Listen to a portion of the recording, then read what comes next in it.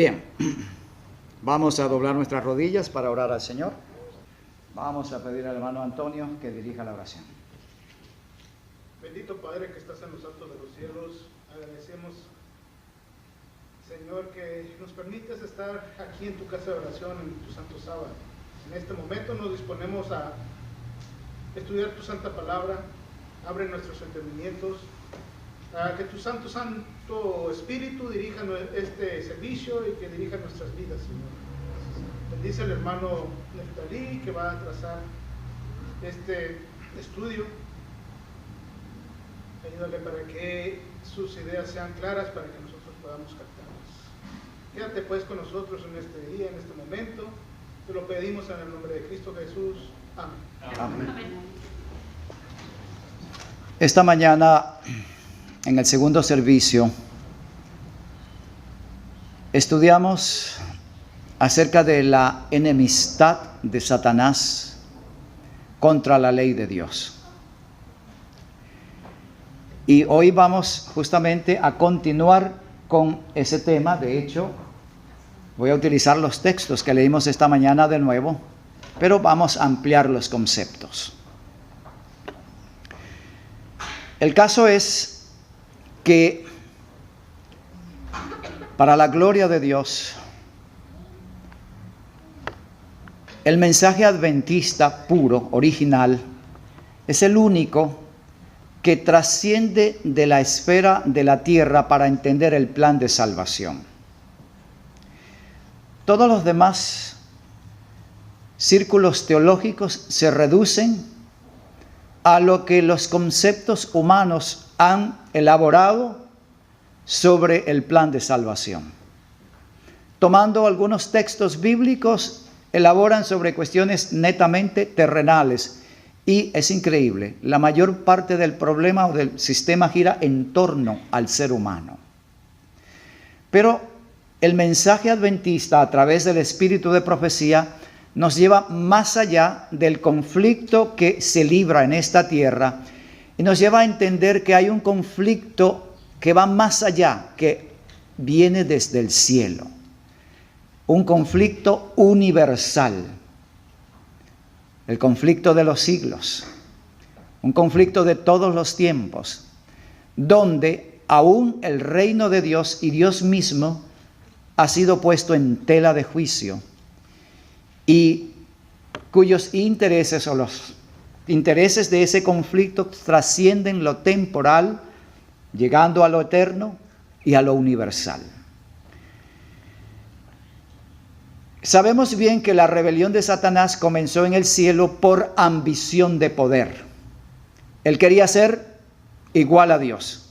Es más, quería desplazar a Dios para colocarse él en lugar de Dios. Cuando no pudo seguir su rebelión en el cielo porque fue expulsado, continúa su obra de rebelión en esta tierra. Y desde aquí, él mantiene una línea de ataques contra el reino de Dios y utiliza al ser humano como instrumento en sus pretensiones y en sus ataques contra Dios. Vamos a ver algo interesante. La ley de Dios es usada como argumento contra su autor. Bueno, me acompañan en la lectura, por favor. Odio contra la ley. Desde el principio, la doctrina especial del enemigo de Dios y de la humanidad ha consistido en presentar la ley de Dios como objetable y defectuosa. Él siempre ha presentado la ley real de libertad como opresiva e insoportable. La ha designado un yugo de esclavitud. Ha declarado que era imposible para el hombre guardar los preceptos de Jehová. Esta ha sido y todavía es la obra de Satanás. Esta es la seductora doctrina que los demonios están procurando extender por todo el mundo. No ley, es el clamor del enemigo de Dios. Este texto lo leímos esta mañana. Entonces, desde el principio, el trabajo de Satanás ha marchado, se ha enfocado contra la ley de Dios y la presenta como objetable y defectuosa. ¿Por qué? A ver, ¿quién recuerda lo que dijimos? ¿Qué persigue Satanás al utilizar la ley de esa forma o al presentarla de esa forma? Que nadie la puede guardar. Sí, ese es su argumento. Pero ¿por qué él dice eso? ¿Qué persigue con eso, mejor dicho?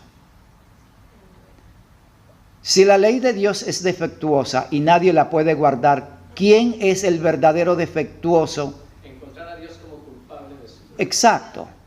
Dios es el defectuoso demostrado en que su ley es defectuosa. Dios no es capaz de gobernar un universo que no puede cumplir con sus leyes. Por lo tanto, hay que deshacerse de él. Ese era el plan de Satanás. Esto es de la Red Evangélica. Aquí está la fecha y los datos. Este es mi pensamiento. Adelante. Bueno. Odio contra la ley. Satanás toma la ley de Dios y la presenta como el instrumento de cual se vale Dios para imponer, como todo rigor y despotismo. Su gobierno y autoridad la hace ver como un instrumento que restringe la libertad, impone regulaciones caprichosas, limita y aliena a la libre autodeterminación de la voluntad del ser, impidiendo con ella el desarrollo pleno del individuo. Este es el argumento de Satanás que hace a Satanás resaltar ante aquellos a quienes procura seducir para conquistar su apoyo. Con perfida sagacidad logra engendrar un sentimiento de inconformidad y de rechazo hacia la ley de Dios. Hermano, ¿qué es sagacidad? Astucia. Ok. Ok, esto es lo que es ampliando el pensamiento que había mencionado. Entonces, esta es la forma como Lucifer presenta la ley de Dios. De hecho, me acuerdo que en una de nuestras conferencias, uno de nuestros pastores, influenciados por esa corriente satánica, se presentó ante el público y presentó la gracia y la ley como un contraste. Presentaba la ley defectuosa, la gracia perfecta, la ley es restrictiva, la gracia es libertad, todo eso. La conclusión es, la ley no sirve, la ley no se puede guardar, la ley hay que rechazarla. Todos nos quedamos boquiabiertos cuando uno de nuestros pastores decía tal cosa. De hecho, ya no está en nuestra iglesia. El rechazo a las demandas de Dios expresadas en su ley conlleva al consecuente desprecio del gobierno y la autoridad divina. Estas criaturas rebeldes, tanto ángeles como humanos, seducidas y engañadas por el diablo, se convierten ahora en el argumento que Lucifer necesitaba encontrar para darle validez y legitimidad a su rebelión. Ahora Lucifer presenta, miren, aquí está la prueba de lo que yo digo. Los seres humanos no guardan la ley. No pueden hacerlo. Porque los que se proponen hacerlo se convierten en hipócritas como los judíos o los sacerdotes católicos. Y esos son los mejores. Entonces, ¿qué queda? Nadie puede cumplir la ley. Esgrimiendo como un argumento aparentemente incontrovertible el apoyo de la tercera parte de los ángeles del cielo y la traición de la familia humana contra la autoridad de Dios, el líder de la rebelión, de manera arrogante y presuntuosa, afirma que ninguna criatura racional e inteligente puede guardar la ley de Dios. Ese es el desafío contra Dios, hermanos, algo realmente serio. Veamos, la acusación A. Vamos ahora a organizar estas acusaciones. Acusación A contra Dios, leamos. La ley de Dios no puede ser guardada por los ángeles, ni por los pobladores de los mundos no caídos, ni por la recién creada pareja humana. Es decir, la primera acusación va contra los seres perfectos del universo. Nadie en el universo, los ángeles, y él presentaba los que le habían secundado como la prueba, ni los mundos no caídos, nadie puede guardar la ley de Dios. Ese es un argumento esgrimido por Lucifer. Es increíble, pero Ya lo vamos a ver. Vean ustedes, Reverend Herald, septiembre 3, 1901. Satanás declaró que él demostraría a los mundos que Dios ha creado y a las inteligencias celestiales que era imposible guardar la ley de Dios. Ok, ese es el plan. Es imposible guardar la ley de Dios. Demostraría a los mundos que Dios ha creado, o sea, todos los seres perfectos del universo, nadie puede guardar la ley. Satanás se jactó triunfalmente ante Cristo y los ángeles leales de haber tenido éxito en ganar una porción de los ángeles del cielo para que se uniesen con él en su osada rebelión. Y ahora que había logrado subyugar a Adán y a Eva, proclamó que el Edén era su pertenencia. Ok, ahora miren ustedes, la pareja perfecta, Adán y Eva en su condición de mejor posibilidad o condición de grandeza, me han acompañado. Esa es la prueba. Los ángeles se han unido conmigo, Adán y Eva se han unido conmigo. Nadie puede guardar la ley. Veamos ahora la acusación B. Satanás proclamó que la descendencia de Adán, la humanidad caída, no podía bajo ninguna circunstancia guardar la ley de Dios. ¿Ok? Ahora los hijos de Adán. ¿Quién guarda la ley de Dios? Abel. Ajá.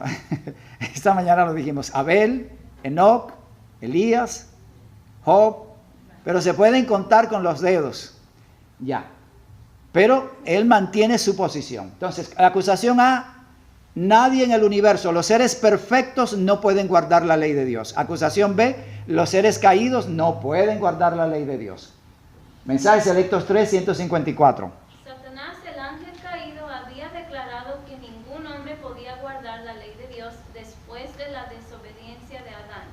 Y él afirmaba que toda la raza humana estaba bajo su dominio. ¿Ok? Importante. Acusación de Satanás, acusación B, ningún hijo o hija de Adán puede guardar la ley. Signs of the Times, 16-1, 1896. Adelante. ¿Alguien más para ayudar a la hermana? Satanás declaró que era imposible para los hijos e hijas de Adán guardar la ley de Dios. Y así acusó a Dios de falta de sabiduría y amor. Si ellos no podían guardar la ley, entonces había faltas en el legislador. Hombres que se hallan bajo el control de Satanás repiten estas acusaciones contra Dios al asegurar que el ser humano no puede guardar la ley de Dios. Eso es interesante. Toda persona que diga que es imposible, que bajo ninguna circunstancia se puede guardar la ley de Dios, es un canal de Satanás para mantener la acusación contra Dios. Esa es la enseñanza número 1 de este mundo. Sí, es la mayoría. La mayoría. Sí. Así es. Entonces, ¿qué tenemos? Satanás hablando desde los púlpitos. Satanás predicando. Satanás convenciendo a la gente en nombre de Cristo que no se puede guardar la ley. Satanás declaró que los seres humanos no podían vivir sin pecar. Reverend Herald 9.3, 1905. Pero ¿por qué? ¿Cuál es su propósito con todo eso? ¿Por qué quiere hacer esto? Porque si nadie puede guardar la ley, entonces su argumento de que Dios ha impuesto una ley que nadie puede guardar, descalifica a Dios para ser el gobernante del universo. Y entonces él se presenta, mi doctrina, mi método es mejor que el de Jehová Dios. Sáquenlo ahí y me pongo yo. Entonces él muy bien sabe que está mal, porque si tiene hasta que probar a los demás de lo que él está diciendo que está cierto, entonces él mismo ya sabe que no es. Él utiliza la doctrina maquiavélica. El fin justifica los medios. La mentira, la falsedad, el engaño, no importa qué manera, él persigue un objetivo, destronar a Dios para colocarse él. No importa de qué manera. Hermano Tomás. Satanás mismo se está autoengañando porque Dios fue el creador del universo entero. O sea, ¿cómo Satanás puede proclamar no solamente que la ley de Dios es incapaz de ser guardada y que Dios no es apto para gobernar, si Él fue el creador del universo entero? O sea, Dios es el creador del universo entero y estoy seguro que en el concilio, cuando se reúnen en el cielo, obviamente, todos los mundos caídos y todas estas personas, digo yo, con todas estas seres, han de estar seguros de que, los que no caídos estoy hablando, han de estar seguros de que Satanás es simple y sencillamente un falso, porque si yo sé quién es mi hacedor y sé que sin él no puedo vivir y dejo de existir, ¿por qué quiero quitarlo? El asunto es, si Lucifer presenta a Dios, sí, Dios te creó, pero Él te creó para que tú seas un esclavo, que servilmente lo honres, lo glorifiques. Tú eres un ser alienado, que estás manipulado y controlado y solo puedes vivir para glorificar a ese Dios egoísta. Si no lo glorificas, Él te va a destruir, va a acabar contigo. Obviamente, hermanos, sabemos que no es así. Nosotros entendemos eso, pero hubo ángeles que le creyeron y Adán y Eva le creyeron. Aunque no fuera así, sin él no tenemos vida. Amén, hermanos. El problema es la forma astuta como la presenta el enemigo y hace que tú te olvides que eres criatura de Dios. Y cuando tú razonas que eres criatura de Dios, sí, pero Él te creó para que tú lo glorifiques y lo alabes y solo le sirvas a Él, sometido a Él. Tú no puedes hacer nada fuera de Él. Y es que, hermanos, a veces suena como razonable lo que Él plantea, porque cuando uno ves, tienes que entregarte sin reservas, no puedes dejar nada para ti mismo. Ahora amarás a tu Dios con toda tu mente, con todo tu corazón, con toda tu alma y con todas tus fuerzas. Y hay quienes me han dicho, hermano, ¿y qué pasa conmigo entonces? No, tú quedas anulado. Eso no puede ser. Eso no puede ser, es el argumento de Satanás. Es increíble. Pero cuando se plantea desde ese punto de vista, tiende a sacudir. Porque no nos damos cuenta, nos enceguecemos por la forma como Satanás lo plantea, pensando que yo puedo ser alguien o algo por mi propia cuenta e independiente de Dios. Eso es imposible. Ahora, ¿me creó Dios para ser un autómata? No, nunca. Bien, pero vamos a ir más adelante porque todo esto se va a ir aclarando poco a poco. Comentarios. ¿Quién lee? ¿Mano Tomás? Yo no alcanzo a leer muy bien. Ok. La legitimidad del gobierno de Dios ha sido puesta en tela de juicio. Las inteligencias celestiales que han permanecido leales a Dios todavía no logran entender el alcance de las verdaderas intenciones del gran engañador. El desenlace de los acontecimientos en la tierra relacionados con la caída de Adán y Eva, el hundimiento de su descendencia en el pecado y la corrupción, parecen darle la razón al adversario. Exactamente. O sea, las inteligencias celestiales, porque hoy día nosotros apreciamos lo que es Dios porque hemos vivido ya en el pecado y sabemos las consecuencias nefastas de vivir separados de Dios. Y vemos y entendemos lo hermoso que es vivir bajo el total cuidado y guía de Dios. Pero seres que nunca han caído y que no saben lo que es vivir independientes de Dios, solo tienen a este planeta como lección. De ellos no tienen otro. Y Satanás les presenta un cuadro completamente diferente. Tú vas a ser libre. Tú vas a vivir por ti mismo. Tú te vas a gobernar por ti mismo. Y tú no eres malo. Tú eres bueno. Porque ellos no saben lo que es el egoísmo. No entienden eso. Entonces, cuando se plantea desde ese punto de vista, seduce. Y lo que ahora ha pasado con el ser humano es el otro argumento. Hermano Tomás. Este es un punto demasiado interesante, pero al mismo tiempo hay una respuesta demasiado interesante cuando verdaderamente se analiza. Porque desde el momento en que Dios nos dio el libre albedrío de escogerlo a Él, desde ese momento estamos dándonos cuenta que tenemos esa libertad que Dios le dio a todo el mundo. Desafortunadamente nosotros escogimos la libertad en forma equivocada comparado con los otros mundos, que es la de... El punto es este. Lucifer le dice a Eva, así que tú no puedes comer de ningún árbol del huerto. Ahí estuvo el engaño. ¿Por qué lo plantea desde ese ángulo? Porque si yo tengo un límite, entonces no soy completamente libre. Y si no soy completamente libre, entonces estoy manipulado, controlado y dirigido por un ente externo a mí. No soy libre. Y entonces pienso, yo quiero ser libre. Yo quiero ser yo mismo. Se despierta el egocentrismo.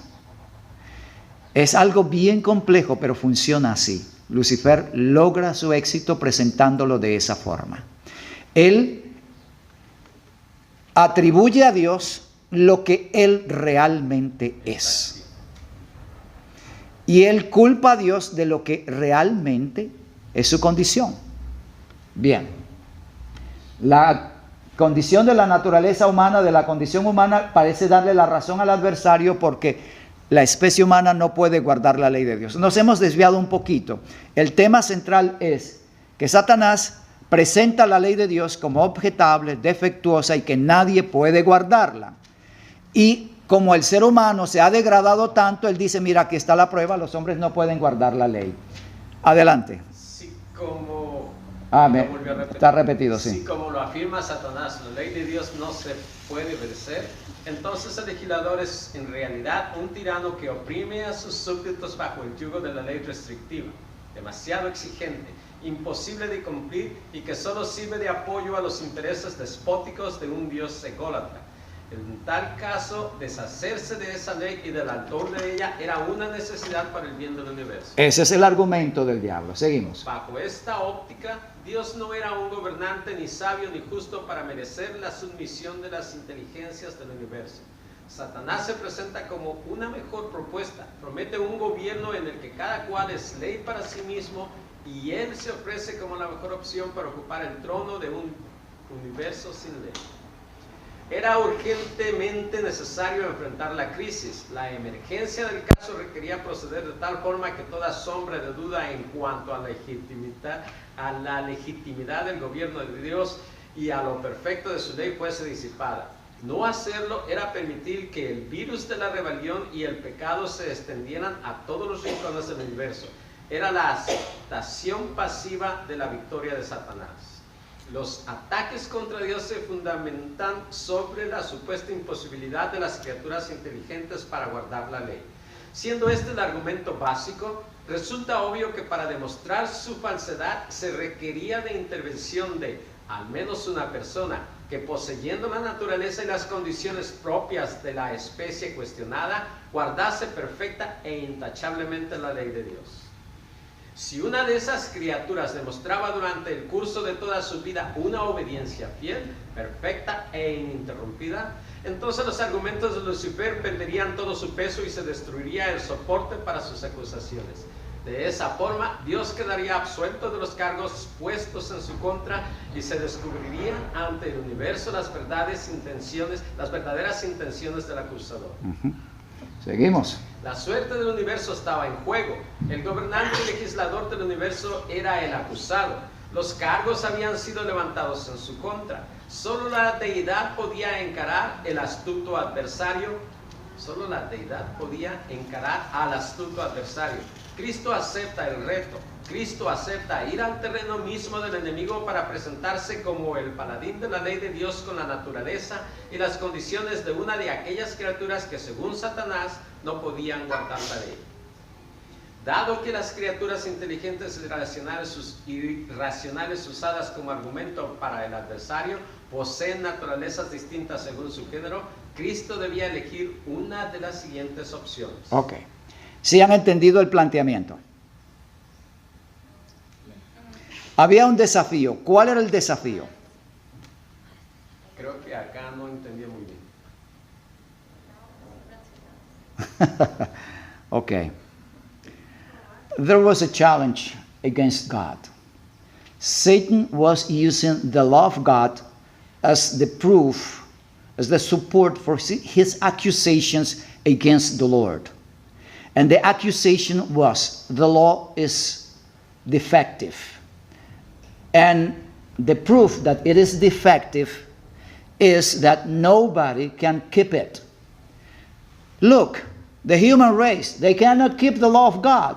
And he presented millions and millions of people that were transgressing the law and degrading themselves, breaking time after time the commandments of the law of God. And he didn't blame the human race, he blamed the law.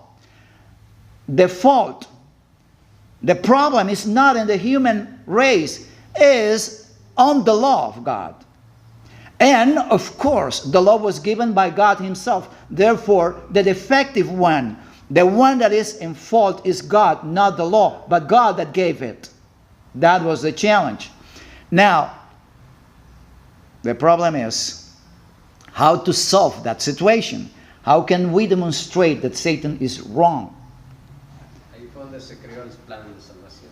Yes. So, to face that challenge, Jesus had to assume, to take on him the nature, the condition of one of those that Satan said were not able to keep the law of God.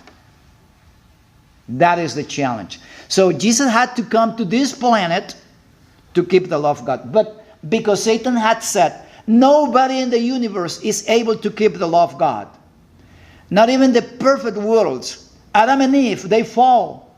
They broke it. So they were perfect, and they were not able to keep the law of God. That demonstrates that the law of God is defective and cannot be kept, not even by perfect creatures.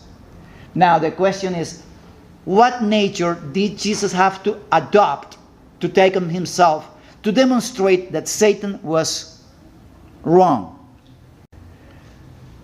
Let's see the possibilities. Let's see now the possibilities. Option A. Opción A. Cristo toma la naturaleza de un ser perfecto, no caído. Su naturaleza sería semejante a la de los pobladores de los mundos no caídos, tal como era Adán antes de su caída. Ok. Esta es la primera posibilidad. Cristo venía a esta tierra con una naturaleza como era la de Adán antes de haber pecado. Okay, sister, did you understand the challenge? Okay, perfect. Bien, Cristo venía como Adán antes de haber pecado, perfecto, inmaculado, etc. Y él iba a guardar la ley. Las consecuencias de tomar esa naturaleza, como la que tenía Adán antes de haber pecado, a lo que llamamos naturaleza prelapsaria, antes de la caída, son las siguientes. Adelante. Cristo, tomando una naturaleza no caída y viviendo una vida de perfecta obediencia a la ley de Dios, demostraría que los seres perfectos, que nunca cayeron en pecado, sí puedan guardar perfectamente la ley. Cristo demostraría así que Adán en su estado edénico podía haber permanecido fiel y que su traición es inexcusable. Con esta opción, la acusación A quedaría desmentida. ¿Cuál era la acusación A? Ningún ser en el universo, los seres no caídos, no pueden guardar la ley de Dios. O sea, si Cristo entonces adoptaba la naturaleza de Adán antes de caer en pecado, una naturaleza prelapsaria, demostraría que seres con esa naturaleza pueden vivir perfectamente la ley de Dios. ¿Ok? Esta opción, sin embargo, no plantea una solución radical al desafío satánico. Por el contrario, tal elección le daría la razón al enemigo por cuanto la acusación B queda sin respuesta y confirmaría la tesis de que al hombre caído le es imposible guardar la ley. Ok. La acusación B era: ningún hijo de Adán puede guardar la ley. Entonces, si Cristo venía con una naturaleza prelapsaria, él demuestra que Adán en el Edén podía haber sido fiel. Pero ¿qué pasaba? La acusación más fuerte, los hijos de Adán no pueden guardar la ley, no quedaba contestada. Por lo tanto, le daba la razón al diablo. ¿Van entendiendo por dónde vamos? Sí. Bueno, yo sí. ¿Ok? Si que necesitan que lo haga en inglés, lo hago. Cuando quiera que sea necesario. Porque ese fue el tema que hablamos esta semana. Opción B, el punto B. Cristo toma la naturaleza de un hombre con un organismo físico caído, afectado y debilitado por el pecado, pero con una psiquis o mentalidad no caída perfecta, superior y distinta a la descendencia de Adán. Wow. Ok. Esta es una tesis que hoy día se maneja en la iglesia adventista, no en la Reforma, en la iglesia adventista. Cristo tomó una naturaleza intermedia, es decir, su cuerpo era caído, pero su mente era no caída. Seguía siendo angelical, pudiéramos decir. O- Divina, gracias. no divina. Ellos nos dicen que es una mentalidad divina, sino la mente que tenía Adán antes de caer en pecado. ¿Ok? Esa es como una mixta, una naturaleza mixta, una mentalidad, una psiquis impecable, una psiquis perfecta como la de Adán antes de caer al pecado, en un cuerpo caído. Entonces ellos señalan, bueno, lo caído del cuerpo es que podía enfermarse, se cansaba, sentía hambre, cansancio, sueño, en fin, esas cosas. Pero su mente, Pero eso ni es lógico tampoco. por supuesto que no es lógico. Ya, pero increíble, en la Universidad de Andrews, eso es lo que se enseña. Wow, ¿y la gente lo cree? Los pastores lo adoptan. But it wouldn't even make sense because it becomes born like a natural human being, that he grows up with the mentality of a human being, right? That's correct. On top of that, That would be common sense. Absolutely. what hermano. would be the benefit of having the superior mind of Adam if Adam fell anyways? Like you saying earlier. That's true. Lo que sucede es que el hombre que es como la oveja, que no, el hombre no pensante, pongámoslo de esta manera, el hombre no pensante lo encuentra lógico y sigue eso sin verdaderamente analizar lo que hay detrás de la enseñanza. Correcto. Bien. Psiquis, that's Consecuencias, psyche. psyches, the mind, you know, your psyches, Con mentality. esta opción quedaría demostrado que cualquier ser poseyendo una naturaleza mixta podía cumplir con todas las exigencias de la ley. El problema de esta opción es que no existen seres en el universo que poseen una naturaleza como esta. Cuando el hombre cayó, todo su ser fue afectado. No existe un eslabón que ocupe una posición intermedia contra el Adán perfecto Entre. y el Adán caído. Ajá. Entre el Adán perfecto y el Adán caído. Exacto. Eso no existe. Por eso no tiene sentido. Ustedes bien lo dijeron. No tiene lógica. Cristo, si viene con una condición así, ok, Él demuestra con eso que un ser que tenga esa condición puede guardar perfectamente la ley de Dios. Pero resulta que no hay seres con esa naturaleza en el universo. De modo que no tiene sentido. La mentalidad humana requiere de un órgano físico, el cerebro, para ejercer sus funciones. No es posible disociar la psiquis del componente orgánico que la sustenta. Los procesos bioquímicos que tienen lugar en la red de neuronas cerebrales son los responsables de la mentalidad y los estados anímicos. Sobra decir que si nuestro cuerpo es caído, también lo es nuestro cerebro como parte integral de dicho cuerpo.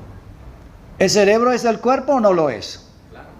Así que si el cerebro es caído, ¿cómo será la mente? Caída. Por eso, Si el cuerpo es caído. si el cuerpo es caído, el cerebro es caído, y si el cerebro y el cuerpo son caídos, la mente es caída. Eso no tiene otra explicación. Satanás no presenta esta clase de seres como un argumento entre sus acusaciones, porque los tales no existen. En consecuencia, esta opción es descartada por completo. Cristo no puede tomar esa opción porque no tiene ningún valor. Ni siquiera es presentada por Lucifer como argumento contra Dios. Los argumentos de Satanás contra Dios son: los seres perfectos no pueden guardar la ley. Opción o acusación B: los seres caídos, los hijos de Adán, no pueden guardar la ley de Dios. Entonces, Cristo está ahora en ese punto. Menciono esta que acabamos de señalar porque hoy día la iglesia adventista ha buscado una posición intermedia en lo que se llama la naturaleza prelapsaria y la naturaleza postlapsaria que adoptó Cristo. Y ellos enseñan eso. De hecho, claro, no lo tengo aquí, tuve que dejarlo por mudanza, pero Attilio René Dupertuis, bueno, así se escribe, Dupertuis, escribe un libro para sus alumnos en la Universidad de Andrews donde explica eso. En los principios de fe, las 27 o 28 creencias adventistas, esa es la explicación que se da sobre la naturaleza humana de Cristo. ¿Ok? Esto debo aclararlo. Bien. Opción C. Cristo toma la forma y la naturaleza del hombre caído, la descendencia de Adán después del pecado. Ok, consecuencias de esto.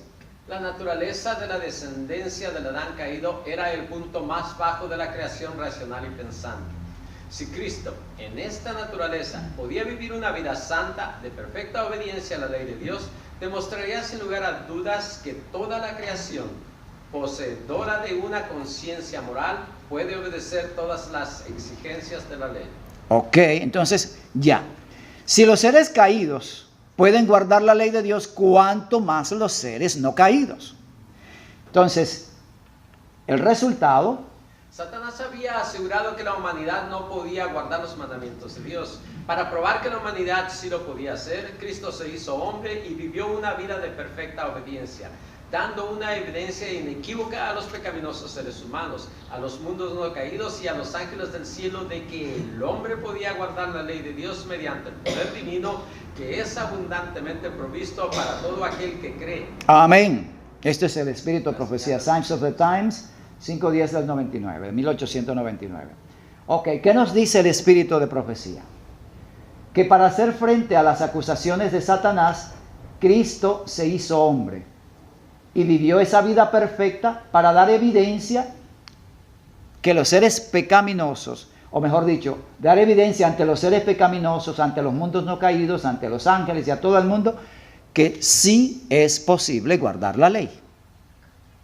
Entonces, para que esto fuese posible, él tenía que tomar esa opción, la opción de la humanidad degradada, envilecida por la influencia de los genes del pecado, no del pecado, porque el pecado no se transmite genéticamente, sino los genes que nos hacen proclives al pecado y que degradan nuestra moralidad y nuestra disposición. A fin de revelar a Dios al mundo y para demostrar la falsedad de las afirmaciones de Satanás, me faltó el de Satanás, Cristo estuvo dispuesto a tomar sobre sí la humanidad y con el poder que Él le da, la humanidad puede obedecer a Dios. A todos los que le recibieren, dio les potestad de ser hechos hijos de Dios. Todo el cielo es de Cristo para darlo al mundo. Amén. Entonces, para revelar al mundo a Dios, o sea, revelar a Dios al mundo y para demostrar la falsedad de las afirmaciones de Satanás. ¿Cuáles eran las falsedades de las afirmaciones de Satanás? Que nadie puede guardar la ley. Ya, muy bien. Entonces, para hacerlo, él tuvo que tomar sobre sí la humanidad. ¿Pero qué humanidad? Veamos. la del hombre caído. Ajá, No penséis que he venido para abrogar la ley de los profetas, declaró Jesús. Dios no podía cambiar su ley para adaptarla al hombre en su condición caída. Sufriendo la penalidad de la transgresión, redimiré la raza. Me he convertido en el sustituto y garante del hombre. He tomado la naturaleza humana y he venido a esta tierra para pasar sobre el terreno donde Adán tropezó y cayó. En la naturaleza humana he de soportar la prueba y el escudriñamiento de Dios. Es the Signs of the Times. Seguimos con Signs of the Times. Satanás ha declarado que a ver, sí, adelante. Satanás ha declarado que el hombre no puede guardar la ley. He de demostrar que esta declaración es falsa, que el hombre sí puede guardar la ley. He venido para quitar el engaño de la mente de los hombres, a esclarecer lo que Satanás está procurando oscurecer. He venido a establecer la ley que Satanás está procurando invalidar, a mostrar cuán abarcantes son los principios de esta ley. En Cristo se unieron lo divino y lo humano, el creador y la criatura, la naturaleza de Dios cuya ley había sido transgredida y la naturaleza de Adán, el transgresor, se encontraron en Jesús, el Hijo de Dios y el Hijo del hombre. Prestemos atención a este párrafo que se encuentra en el comentario bíblico adventista, tomo 7. Este es del Mana White. En Cristo se unieron lo divino y lo humano, o sea, dos naturalezas. Ahora, la naturaleza divina, esta del Creador, y la criatura. Ahora, ¿cuál era la condición de la criatura? La naturaleza de Adán, el transgresor. No es el Adán perfecto, sino la naturaleza de Adán, el transgresor, fue la que Cristo tomó sobre su alma divina. Pero hay más de eso. Cubierto con las vestiduras de la humanidad, el Hijo de Dios bajó hasta el nivel de aquellos a quienes deseaba salvar. En él no hubo engaño ni pecado, él fue siempre puro e incorrupto. Con todo, él tomó sobre sí nuestra naturaleza pecaminosa, al tiempo que vistió su divinidad con humanidad, a fin de asociarse con la humanidad caída. Procuró redimir para el hombre lo que Adán había perdido para él y para el mundo. Advent Review en Sabbath Herald 822 del 1907. 1907, no del 2007, ¿ok? Ok, aquí dice claramente, Él tomó sobre sí nuestra naturaleza pecaminosa. Cristo tomó sobre sí nuestra naturaleza pecaminosa. Pecaminosa no quiere decir en ejercicio de pecado ni con pecado. Pecaminoso quiere decir con propensiones e inclinaciones hacia la satisfacción de sí mismo. El problema es que cuando hablamos de pecado, de inmediato pensamos en ¿qué cosa? Adulterio, robo y matanza. Esa es la imagen que se viene a la mente. Sexo y violencia, porque esa es nuestra naturaleza. Pecaminoso, en ese sentido, va mucho más allá. Es el principio de separación, de independencia, completa autonomía y distancia de Dios. Esa es en realidad el pecado. La pecaminosidad es la disposición a vivir para mí mismo, aún en santidad. Yo puedo vivir en santidad para mí mismo. Y eso es pecado. Hermanos, los judíos no roban, no matan, no cometen adulterio, y sin embargo Cristo los condenó. Es así. Entonces, cuando hablamos de la pecaminosidad, borremos por un momento esa imagen que se nos viene de inmediato, matanza y depravaciones sexuales. No, ese no es el principio. Eso es simplemente, esos pecados son simplemente la expresión de el deseo de complacernos a nosotros mismos. Pero la base de la pecaminosidad está en el egoísmo.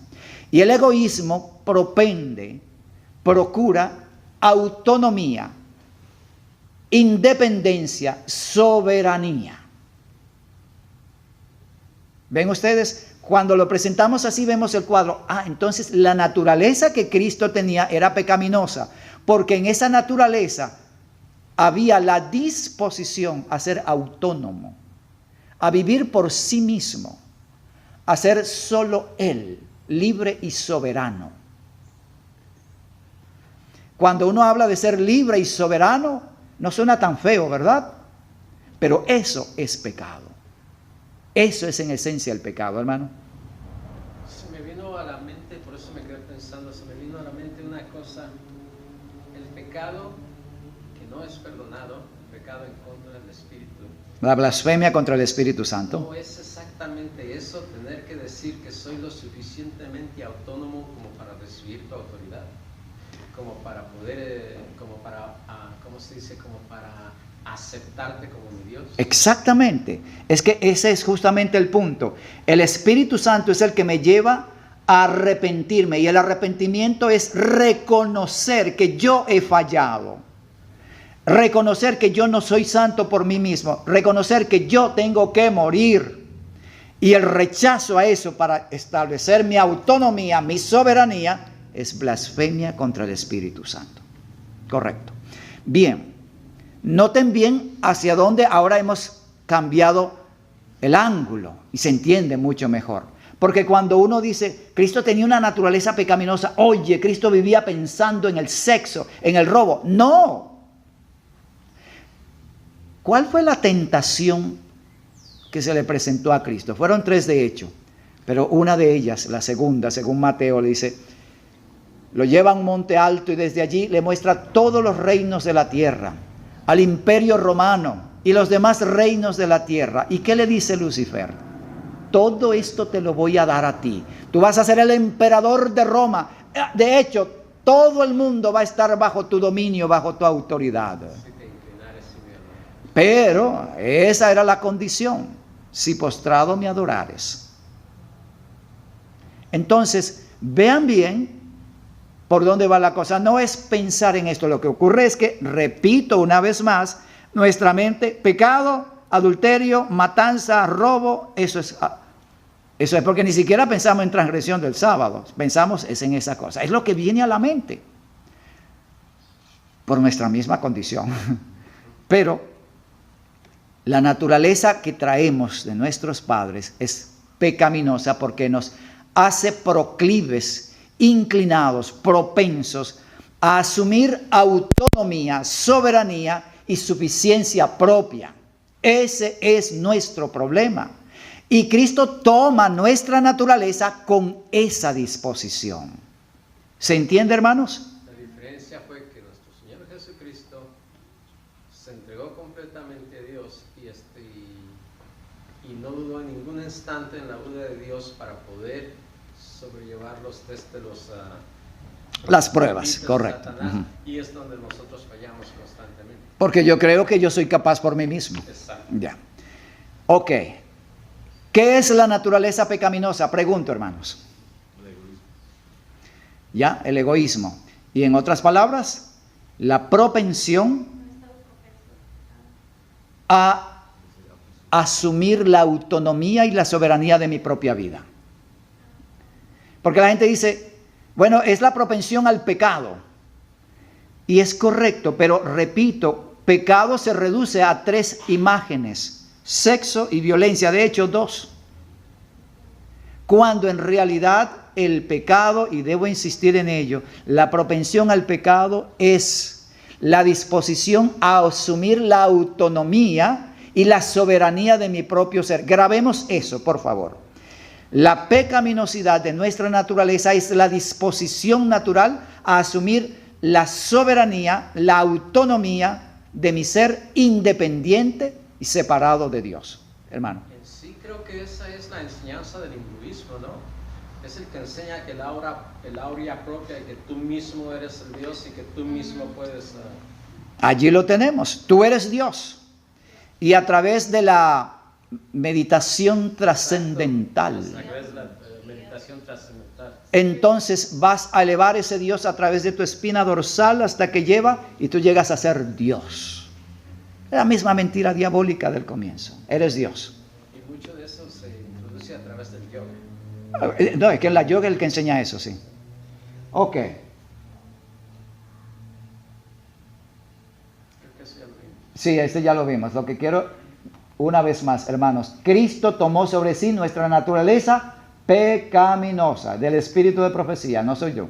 La obediencia de Cristo a su Padre fue la misma obediencia que se exige del hombre. El hombre no puede vencer las tentaciones de Satanás sin que se combine el poder divino con su agente humano. Amén. Así sucedió en el caso de Jesucristo. Podía aferrarse al poder divino. No vino a nuestro mundo para obedecer como un Dios menor a un Dios mayor, sino como un hombre para obedecer la ley de Dios, y por eso es nuestro ejemplo. Ok, Él no vino para obedecer como Dios, sino para obedecer como hombre. El Señor Jesús no vino a nuestro mundo para revelar lo que podía hacer un Dios, sino lo que podía hacer un hombre por medio de la fe en el poder de Dios para fortalecer en cada emergencia. El hombre debe ser participante de la naturaleza divina y vencer por medio de la fe cada tentación que lo acose. Amén. Cristo participó de la naturaleza humana para que nosotros pudiésemos participar de la naturaleza divina. Les pregunto, ¿cómo participamos de la naturaleza divina?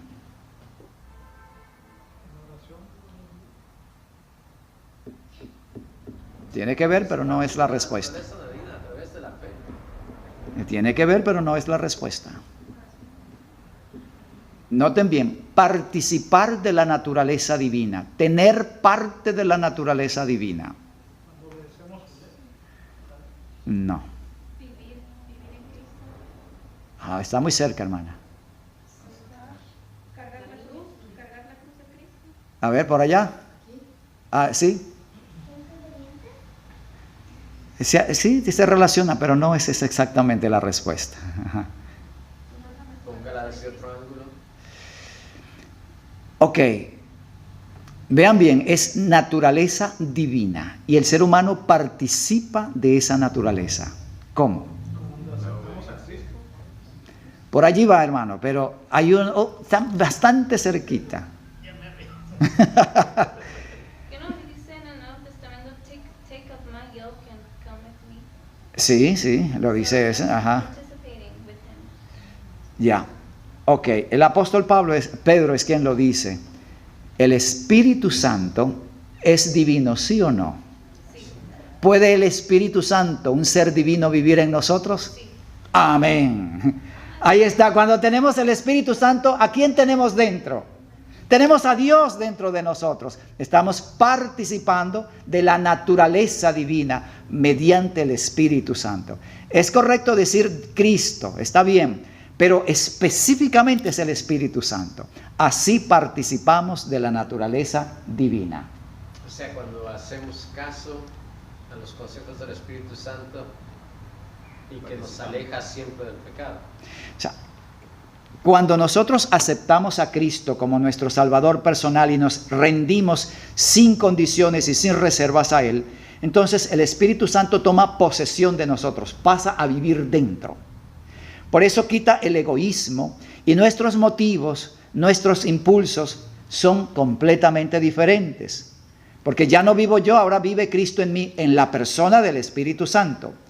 Como el Espíritu Santo es el Espíritu de Dios, el Espíritu Santo es Dios, es divino, entonces en ese momento yo estoy participando de la naturaleza divina, porque tengo a Dios dentro de mí, Dios vive en mí, Él me motiva, Él me inspira, Él me mueve.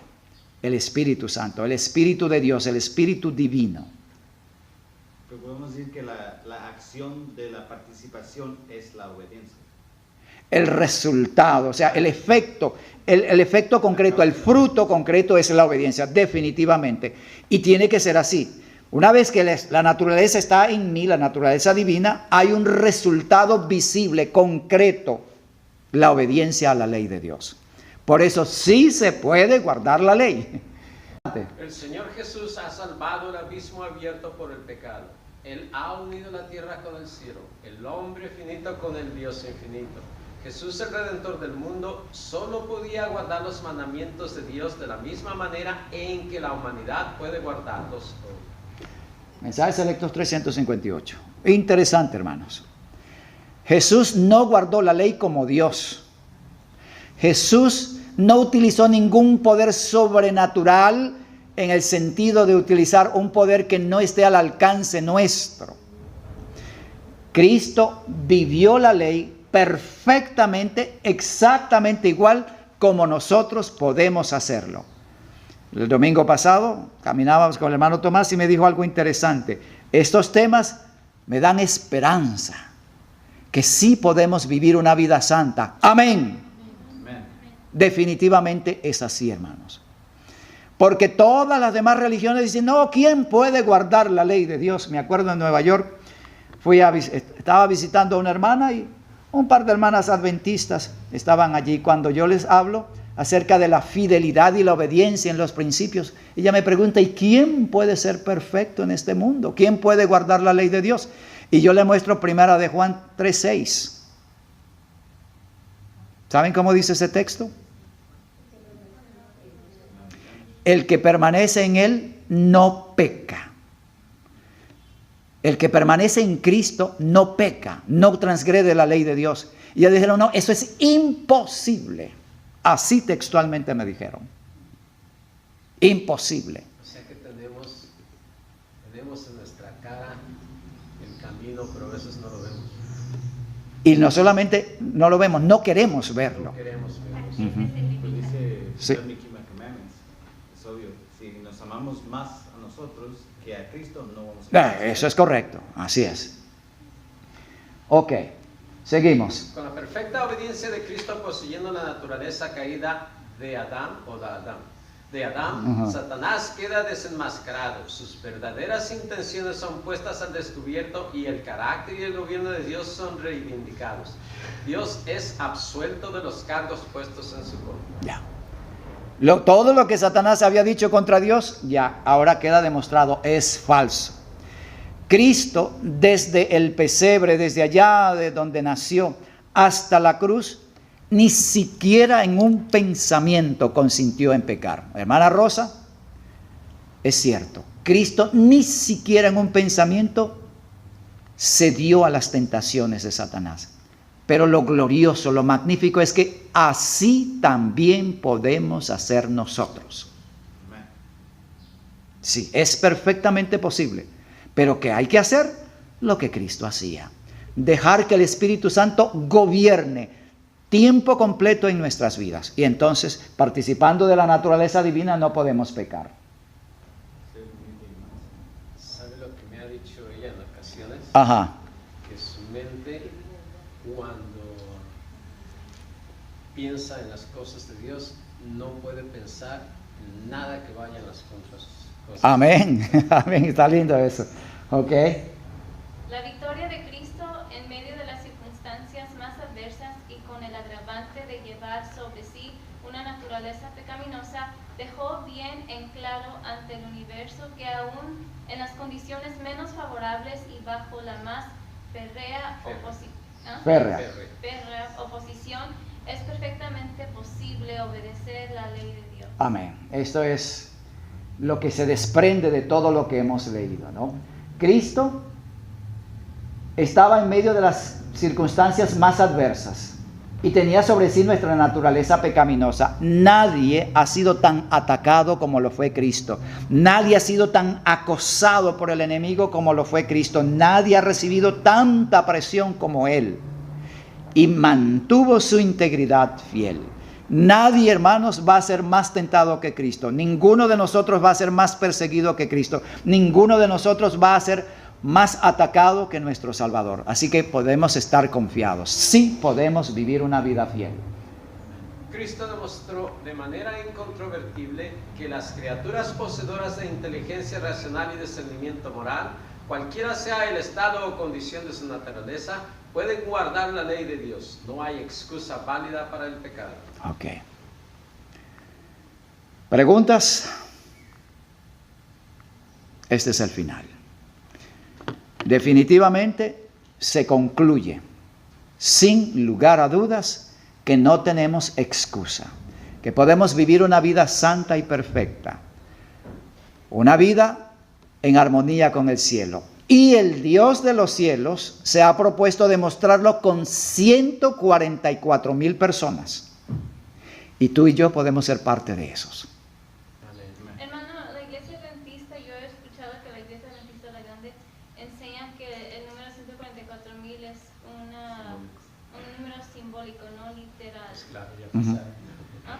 Claro, ya pasamos de los 144,000. Oh, ya. Entonces,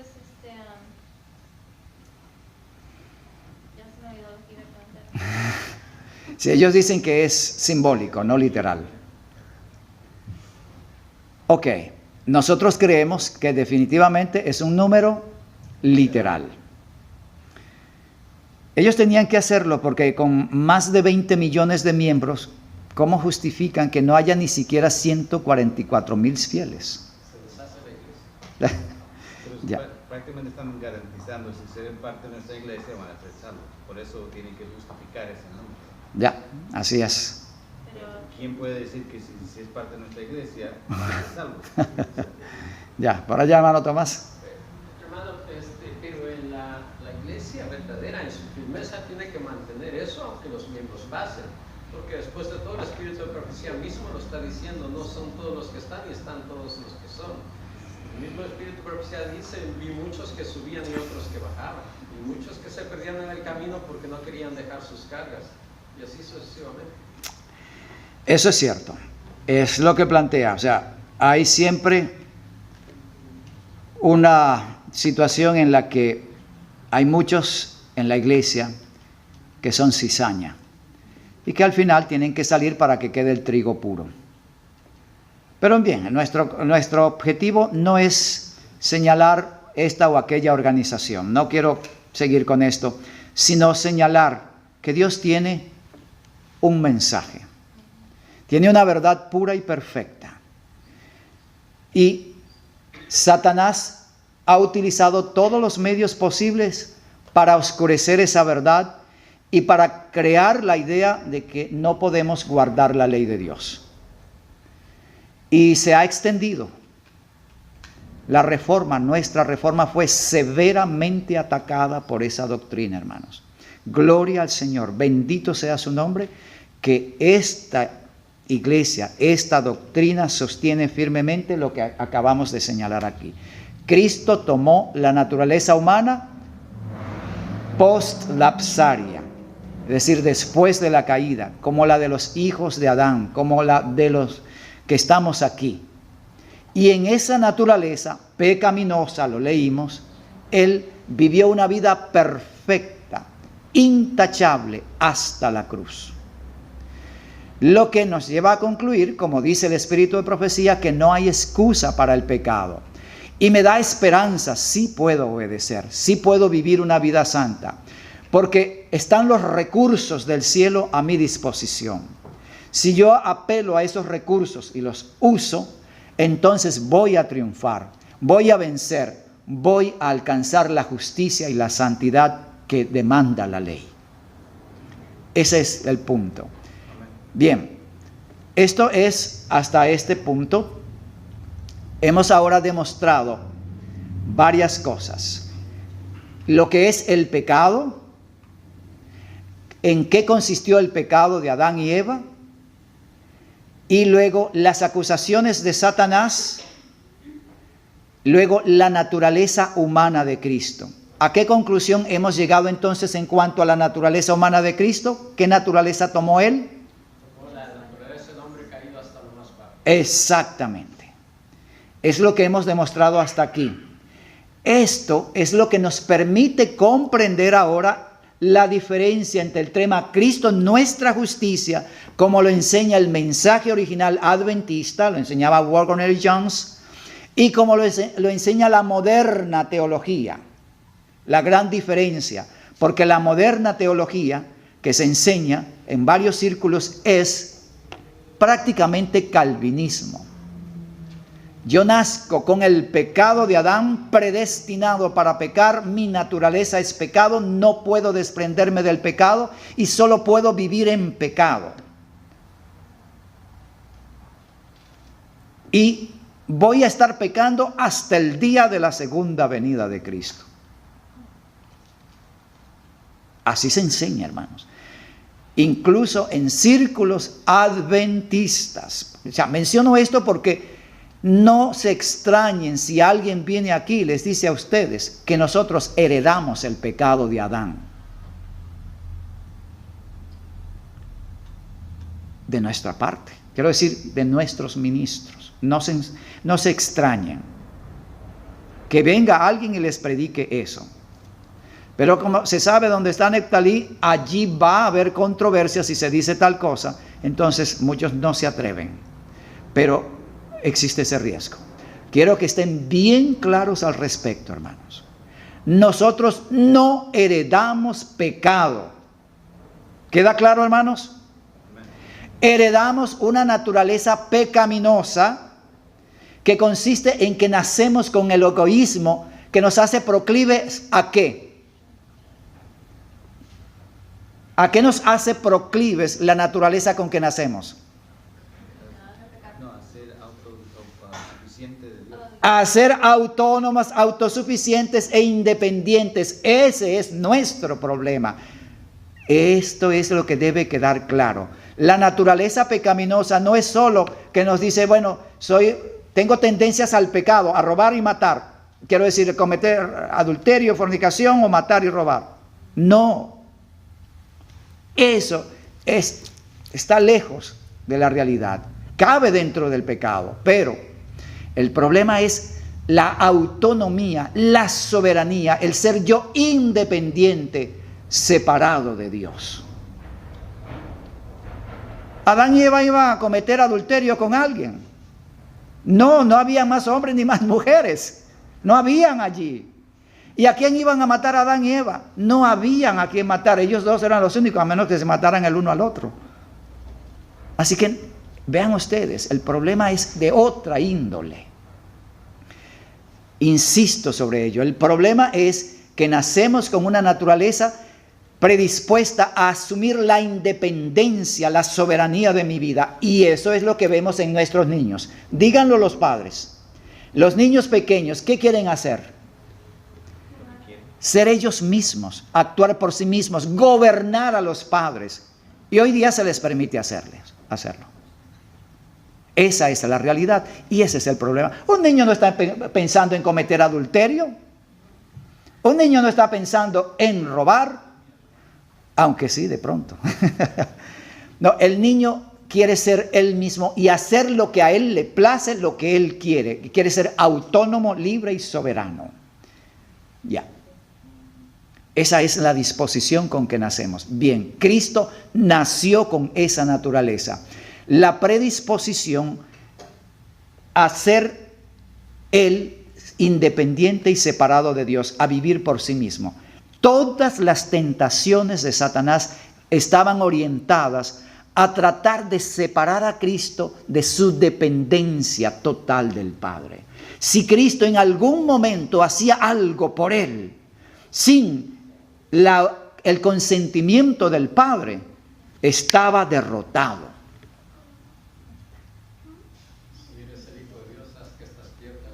Se conviertan en pan. Si eres hijo de Dios, lánzate allá abajo, a más de 60 metros de altura, 30 metros de altura, que escrito está. Sí, hermano. Sí, se nota la dependencia de Cristo en Dios, cómo respondió. Exactamente. ¿Qué dice la palabra de Dios? No, pues yo pienso esto. Ajá, muy bien. Él nunca dijo yo creo que no puedo hacer eso. Él dijo, escrito está. Él citó la palabra de Dios. Nunca dijo yo. Que lo que hacemos. Nunca dijo, bueno, a mí no me parece mal. Así es. Lamentablemente es lo que nosotros tenemos como debilidad. Sucumbimos fácilmente a esto. Y entonces, al ceder, ya estamos en el terreno del enemigo. Lo demás viene por sí solo.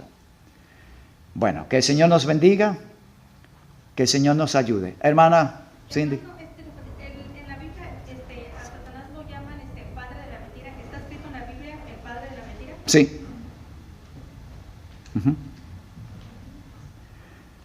Está escrito en la Biblia. Ok. ¿Alguna otra pregunta? Hermano Antonio. Nuestro Señor Jesucristo siempre fue dirigido por el Espíritu Santo desde que nació. Sí. ¿Y podemos nosotros ser dirigidos por el Espíritu Santo desde que nacemos? Depende de nuestros padres. Pero es perfectamente posible.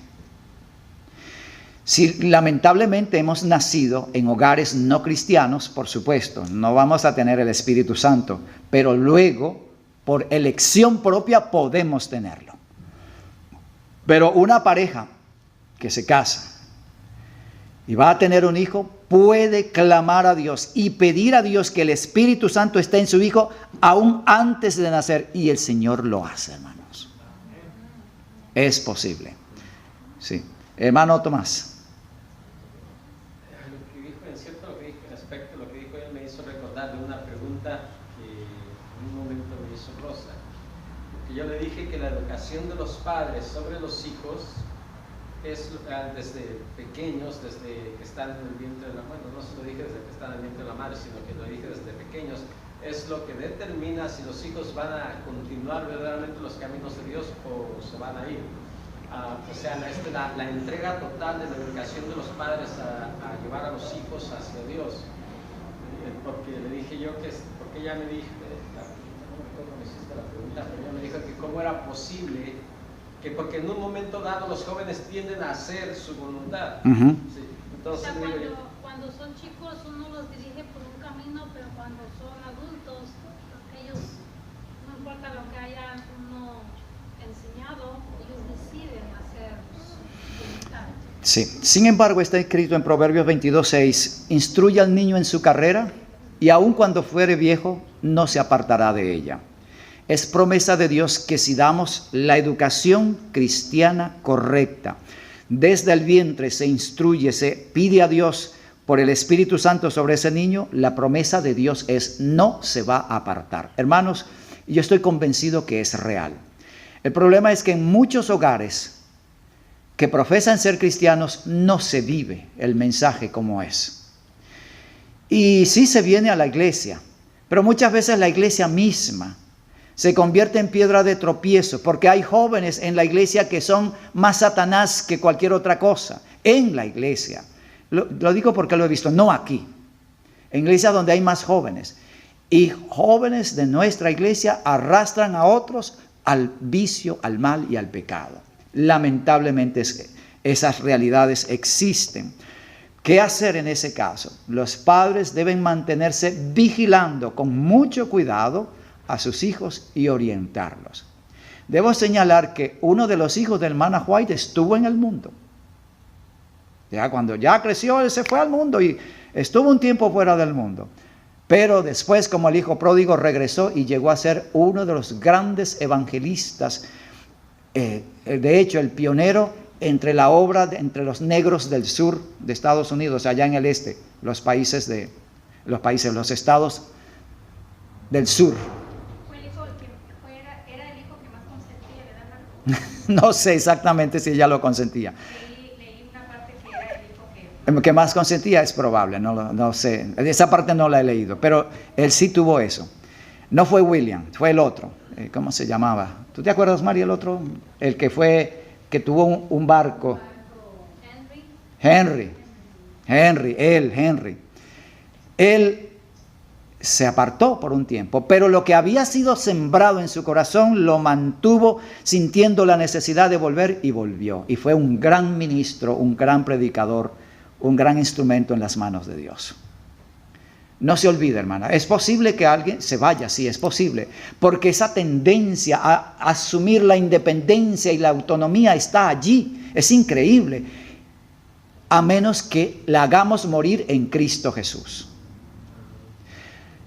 Esa propensión está allí y muere cuando el Espíritu de Cristo está en nosotros, pero si nos descuidamos y ya nos separamos de Cristo, entra de nuevo el problema, se manifiesta de nuevo la autonomía, sí. Hermano, tengo una pregunta, ¿cómo se dice? Inquietud. Ajá. ¿Es posible que desde niñitos, entre niños, hermanos y hermanas,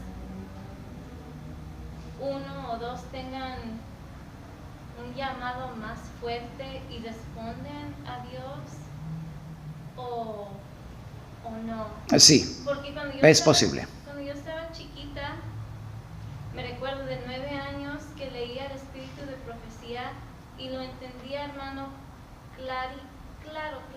No había nada de confusión, me entendía claramente y siempre me ha gustado las cosas de Dios, siempre me han atraído, pero entre mis hermanos y hermanas, o sea, todos somos diferentes.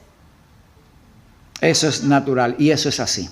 Porque cada individuo, aunque nazcan de un mismo padre y una misma madre, tiene una disposición, un temperamento distinto. Además de eso, hay quienes permiten que el Espíritu Santo trabaje en ellos. Es como, no programación, es como una disposición más sumisa a Dios. ¿Qué lo hace? ¿El Espíritu Santo o que responden más fácil al Espíritu Santo? No sabemos exactamente cómo trabaja esto. Pero recordemos los hijos de Isaí. Tenía hombres elegantes, hermosos, y solo David era conforme al corazón de Dios. Los demás no eran conforme al corazón de Dios.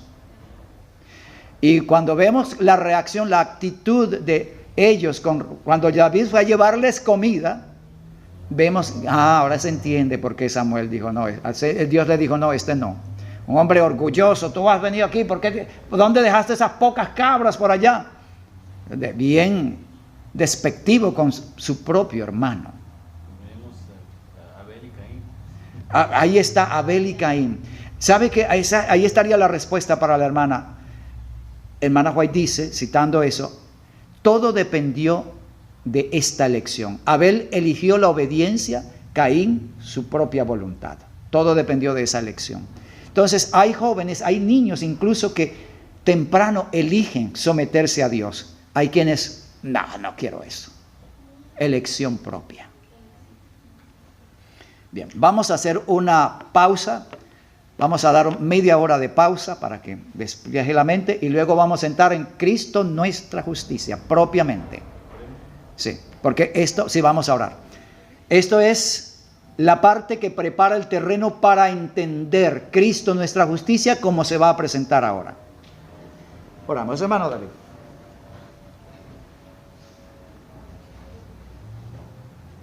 Dear loving and gracious Father, we come before your throne of grace this evening to thank you so much, Lord, for this wonderful message that you have given us. We thank you, Lord, for the great truths that you continue to reveal to us, and we ask, Lord, that you record it in our hearts and in our minds. Guided by the Holy Spirit, Lord, we allow your Spirit to work in us, Lord, so that we could be more like Jesus Christ and less like our own nature. Please bless each and every one that's here that are present. Bless those that have heard this message as well. And allow all of us, Lord, to take it home and to share it with those around us, Lord. And above all, Lord, we thank you so much for your great mercy. We thank you for your love. And we thank you for the great example of Jesus Christ. That although being a man just like us, with the same tendencies and the same sinful world around him, he was able to keep the word of God, keep your law, because he was in unity with you, Lord. And I ask that you bless us with the double portion of your Holy Spirit, so we can always be united and with joy with you, Lord. And above all, allow us to be an example for those around us. Please bless us and remain with us for the rest of the Sabbath day and for all the days of our lives. We ask all these things in Jesus' name. Amen. Amen.